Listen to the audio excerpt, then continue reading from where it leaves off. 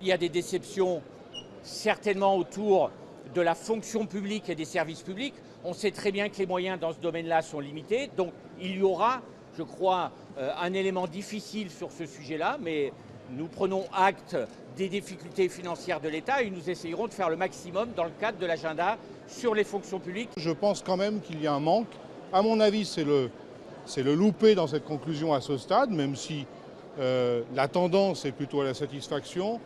Il est dommage, il est regrettable qu'il n'y ait aucune disposition pour faire face à l'urgence, vu les plans de restructuration, les fermetures de sites. Le Premier ministre a donné une feuille de route assez précise avec beaucoup de chantiers ouverts, donc ça c'est plutôt positif. Évidemment on verra aussi quels sont les moyens qui seront mis sur ces différents sujets, parce qu'évidemment quand on parle de protection sociale par exemple, on voit bien qu'on touche à des choses extrêmement importantes. On sait que par exemple pour le patronat derrière c'est la question du coût du travail. En ce qui nous concerne, nous considérons que le coût du travail n'est pas un problème dans notre pays, mais que par contre il faut renforcer la protection sociale. Nous sommes étonné de constater que la feuille de route présentée par le Premier ministre ne tient pas compte du tout de ces réalités économiques que vivent les entreprises, et singulièrement les petites et les moyennes entreprises.